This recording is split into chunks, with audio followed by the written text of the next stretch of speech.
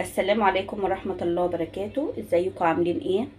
النهاردة بقى هنعمل حاجة حلوة، طبق بتيفور كده. المكونات معايا موجودة في البيت، مش هتشتري حاجة من بره. معايا 3 كوبايات دقيق نخلتهم، ومعايا كوباية ونص زبدة او سمنة برضو تنفع، ومعايا كوباية الا ربع سكر بودرة، ومعايا صفار 3 بيضات، ومعايا فانيليا سايلة او فانيليا بودر. وتعالي نشوف هنعمل ايه. جبت العجان بتاعي وهضرب السمنه والسكر مع بعض.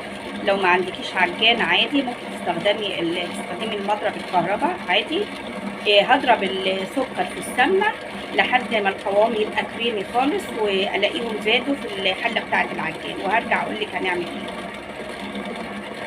دلوقتي القوام بتاع الكريمه بقى جميل وهش وجميل ولونه ابيض.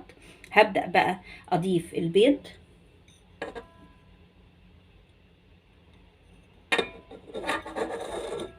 وهضيف الفانيليا، وهكمل ضرب فيه، وبعد كده هشوف هنعمل ايه. دلوقتي بقى هنضيف الدقيق، 3 كوبايات الدقيق، وهعجنه، ولما اعجنه هرجع اوريهولكوا تاني.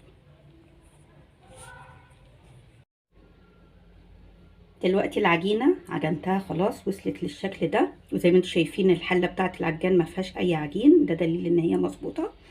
هشكلها بقى وهخبزها في الفرن اشكال اللي تعجبك، على درجه حراره هاديه خالص، ولما يخلص البيتي فور خالص هوريهولكوا.